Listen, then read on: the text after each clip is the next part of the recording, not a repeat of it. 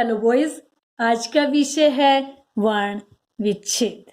परिभाषा है किसी शब्द में प्रयुक्त वर्णों को यानी प्रयोग किए गए अक्षरों को अलग अलग करना ही वर्ण विच्छेद कहलाता है। ध्यान दें, वर्ण भाषा की सबसे छोटी इकाई। स्वर अ से लेकर औ तक 11 हैं जो अपने आप में स्वतंत्र हैं। इसमें वर्ण विच्छेद करते समय ध्यान दोगे कि कहीं पर भी हम स्वरों का प्रयोग करते समय हलंत का चिन्ह नहीं लगाते क्योंकि ये अपने आप में पूरे हैं। अब बात करते हैं अंग और आह की। अंग और आज ये आ जाते हैं अयोगवाह, इनको कहते हैं अंग, जिसको हम अनुस्वार के रूप में प्रयोग करते हैं, और अ विसर्ग के रूप में जिसका प्रयोग करते हैं। अब बात करते हैं, ये तो बात की हमने स्वरों की, अब करते हैं व्यंजनों की। व्यंजन है क से लेकर और ह तक। कितने हैं ये? 33 हैं कुल। और इनमें से किसी भी वर्ण को हम अगर ले लेते हैं, जैसे न का वर्ण विच्छेद करना है तो हमने न हलंत प्लस अ इज इक्वल टू न, यानी ध्यान दें बॉयज कि ये स्वरों की सहायता से लिखे जाते हैं। न हलंत प्लस अ, यानी हमने इसमें अ का सहारा लिया। अब बॉयज बात करें संयुक्त व्यंजनों की। ये हैं क्ष, त्र, ज्ञ, श्र। ये आपने याद भी कर लेने हैं इनके वर्ण विच्छेद। ध्यान दें कि इसमें तीन तीन वर्णों का प्रयोग किया जाता है। कैसे? देखो, कक्षा वाला क्ष है तो क हलंत प्लस पेट कटा श हलंत प्लस अ इज इक्वल टू क्ष, तीन वर्ण आ गए। त्र त हलंत प्लस र हलंत प्लस अ, और ज्ञ ज हलंत प्लस य हलंत प्लस अ, और श्र श्रीमान वाला शेर वाला श आ जाता है इसमें, श हलंत प्लस र हलंत प्लस अ इज इक्वल टू श्र। अब बॉयज अ का प्रयोग कैसे करते हैं? अमन शब्द है, अ को हमने एज इट इज लिख लेना है क्योंकि स्वर है। म हलंत प्लस अ न हलंत प्लस अ इज इक्वल टू अमन। अब अचल शब्द को ले लेते हैं। अ प्लस च हलंत प्लस अ। ध्यान दें, स्वरों में कहीं पर भी हम हलंत का चिन्ह नहीं लगाएंगे। प्लस ल हलंत प्लस अ इज इक्वल टू अचल।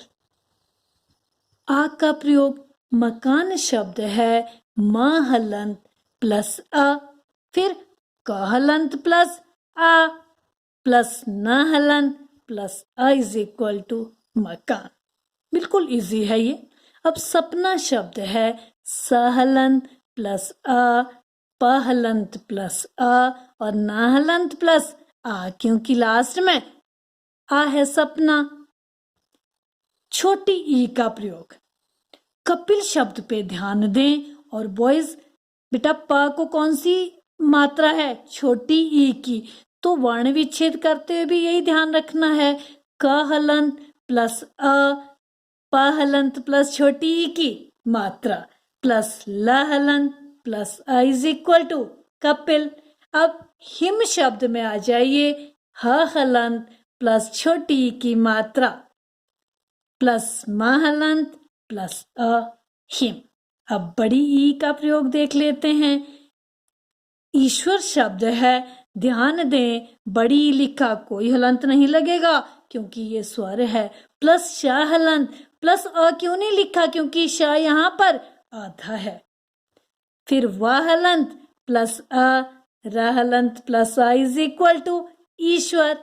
इसी तरह से शीतल शब्द है तो श को कौन सी मात्रा है? ध्यान दें, बड़ी ई की। तो श हलंत प्लस बड़ी ई की मात्रा आ गई प्लस त हलंत प्लस अ, ल हलंत प्लस अ इज इक्वल टू क्या बन गया? शीतल। अब हम बात करेंगे किसके प्रयोग की? ऊ के प्रयोग की। और ऊ भी कौन सा, छोटा ऊ। अब छोटे ऊ का प्रयोग देखिए, शब्द है सुमन, छोटा ऊ है स में, स हलंत प्लस छोटा ऊ। ये ध्यान देना बॉयज, जो ऊ लगा हो बड़ा होता तो बड़ा ऊ लिख देते, यहाँ छोटा है। स हलंत प्लस छोटा ऊ, म हलंत प्लस आ, न हलंत प्लस आ, बन गया सुमन। अब उछल शब्द है, ऊ कौन सा है, छोटा है, तो हमने छोटा ऊ लिख दिया, प्लस छ हलंत प्लस आ प्लस ला हलंत प्लस आ इज इक्वल टू उछल। अब बात करते हैं बड़े ऊ के प्रयोग की। सूरज शब्द है तो स हलंत प्लस बड़ा ऊ। आप यहाँ गलती क्या कर जाते हो, आप पहले स को का वर्ण विच्छेद करते हो कि स हलंत प्लस अ प्लस उ, वो आपका रॉन्ग हो जाता है। नहीं, आपने लिखना है स हलंत प्लस जो उ लगा हो, बड़ा उ प्लस र हलंत प्लस अ प्लस ज हलंत प्लस अ इज इक्वल टू सूरज। और यहाँ ध्यान दें, देखिए ऊपर शब्द है बड़ा ऊ है ना, तो बस हमने आगे बड़ा ऊ ही लिख लिया, प्लस पहलंत प्लस अ रहलंत प्लस अ इज इक्वल टू ऊपर। अब बात करते हैं डमरू वाले ऊ की। र में कौन सा ऊ है, बड़ा ऊ, तो ड हलंत प्लस अ, म हलंत प्लस अ और र हलंत प्लस बड़ा ऊ इज इक्वल टू डमरू। अब बात करते हैं री के प्रयोग की। तो री का प्रयोग कैसे किया जाता है, ऋषि, री भी स्वर है, तो स्वर को तो हमने एज इट इज लिख लेना है, री प्लस पेट कटा श प्लस छोटी ई की मात्रा। यहाँ आप क्या गलती कर जाते हो, ये श पहले लिखा जाता और मात्रा बाद में लगाई जाती है। आप क्या कर लेते हो, पहले लिखते हो री प्लस छोटी ई की मात्रा लगा देते हो प्लस श, और रॉन्ग हो जाता है। बॉयज ध्यान दें, पहले री फिर श जैसे बोली जाती है, ऋषि शब्द को जैसे बोला जाता है, तो उसी तरह से आपने वर्ण विच्छेद भी करना है। अब कृपण शब्द है री, इसमें र को छोटी की मात्रा मत लगा देना कि र प्लस छोटी की मात्रा वर्ण विच्छेद करते समय, नहीं, क हलंत प्लस री, ऋषि वाली री, प्लस प हलंत प्लस अ, ण हलंत प्लस अ इज इक्वल टू कृपण। इसी तरह से संस्कृत शब्द है, ध्यान दोगे, स हलंत प्लस अ, अंग लिख दिया क्योंकि यहाँ अनुस्वार है, प्लस स हलंत, फिर क लिख दिया एकदम क्योंकि स आधा है, प्लस क हलंत प्लस री प्लस त हलंत प्लस अ इज इक्वल टू संस्कृत। अब एकता शब्द ले लेते हैं जिसमें ए का प्रयोग है, एकता, ए प्लस क हलंत प्लस अ त हलंत प्लस आ, एकता। अब एक मात्रा वाला भी ले लेते हैं शब्द, केवल शब्द है, तो क हलंत प्लस ए। यहाँ आप गलती कर जाते हो कि एक ही मात्रा लगाते हो, आई कर देते हो, नहीं, एक मात्रा है ना, तो बस ये वाली ए लिखनी है। व हलंत प्लस अ, ला हलंत प्लस अ इज इक्वल टू केवल। अब आई का प्रयोग, भैया शब्द है, भ प्लस आई, एक मात्रा आती है, दो यहाँ नहीं लगाने की भैया, मैं देख लिया कि दो मात्राएं लगी है, नहीं, इसका मतलब ही दो मात्राएं, आई की मात्रा है, यह हलन प्लस आई इज इक्वल टू भैया। और ये कन्हैया शब्द है, क हलन प्लस अ, क्योंकि पूरा है क, आधा क्या है, न, और फिर न के बाद सीधा ह है, ह हलंत प्लस आई प्लस या हलंत प्लस आई इज इक्वल टू कन्हैया। अब ओ का प्रयोग, ओझल शब्द है, ओ प्लस झ हलंत प्लस अ, ल हलंत प्लस आई इज इक्वल टू ओझल। और इसी तरह से ओस शब्द है, ओ प्लस स हलंत प्लस अ इज इक्वल टू ओस। अब औ का प्रयोग सीख लेते हैं। औरत शब्द है तो औ हमने लिख दिया, प्लस र हलंत है, ये र प्लस अ प्लस त हलंत प्लस अ इज इक्वल टू औरत। इसी तरह से औलाद शब्द है, औ प्लस ल हलंत प्लस आ द हलंत प्लस अ इज इक्वल टू औलाद। इसमें कोई पूछे कि औ में आपने हलंत क्यों नहीं लगाया, क्योंकि ये स्वर है। ध्यान दें। अब अनुस्वार का प्रयोग भी सीख लेते हैं, अंग जिसको हम कहते हैं। और बेटा बॉयज ध्यान रखना है कि हमने अनुस्वार और अनुनासिक के नियमों को भी यहाँ ध्यान में रखना है। क्यों? क्योंकि गंगा शब्द दिया है और पंचम वर्ण को डॉट हो जाता है ना, तो वही ग यहाँ आएगा। ग हलंत प्लस अ प्लस ग प्लस ग प्लस आ, गंगा। क्यों? पहले हमने सीधा ग प्लस अ किया, ग। अब डॉट के लिए, क्योंकि ये पंचम वर्ण था, कौन सा था? क ख ग घ ग, तो यहां हमने ग कर दिया, प्लस गा के लिए लिखना है ग हलंत प्लस आ। इसी तरह से चंचल शब्द है च प्लस अ प्लस च छ ज झ। यहाँ पंचम वर्ण बताया था ना कि पंचम वर्ण को डॉट में चेंज कर देते हैं अनुस्वार समझाते समय, तो बस यही ध्यान रखना है। प्लस च प्लस अ ल प्लस अ इज इक्वल टू चंचल। अब कंपन शब्द है क प्लस अ, यहां पर भी प फ ब भ म, तो डॉट में चेंज हो गया ना, तो यहां पर भी म आएगा, कंपन। क प्लस अ प्लस म, हलंत प्लस प हलंत प्लस अ न हलंत प्लस अ इज इक्वल टू कंपन। अब आ जाइए आनंद शब्द में। आ प्लस न प्लस अ प्लस न प्लस द हलंत प्लस अ इज इक्वल टू आनंद। अब विसर्ग का प्रयोग अ जो प्रायः शब्द में फलतः शब्द में आ जाता है, किस तरह से हम करेंगे? देखिए, अतः शब्द है अ लिखा प्लस त हलंत प्लस अ, तो में अ भी तो है, अ प्लस विसर्ग लगा दिए। दो तरह से लिखी जाती है, अ में भी लगा सकते हो आप, लास्ट वाले अ में विसर्ग लगा सकते हो। फलतः है फ प्लस अ ल प्लस अ और त प्लस अ प्लस विसर्ग आ जाती हैं। या बॉयज देखो, मैंने इस तरह से भी बताया है। मूलतः शब्द है माँ प्लस ऊ, कौन सा ऊ है? बड़ा ऊ, तो बड़ा ऊ लगाएंगे। ल प्लस अ, ल हो गया।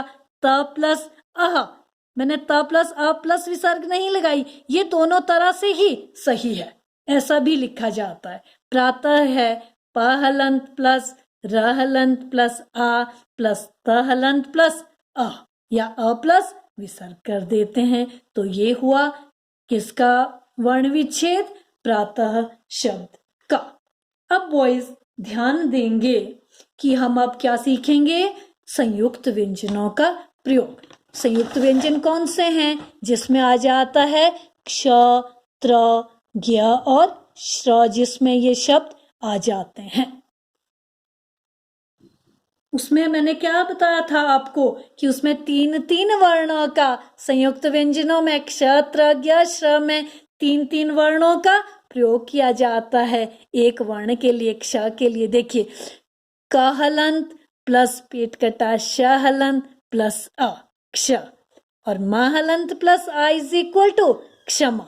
इसी तरह से मात्रा शब्द है तो म हलंत प्लस आ, माँ बन गया त हलंत, त्र है ना, तो त हलंत प्लस र हलंत प्लस आ इज इक्वल टू मात्रा।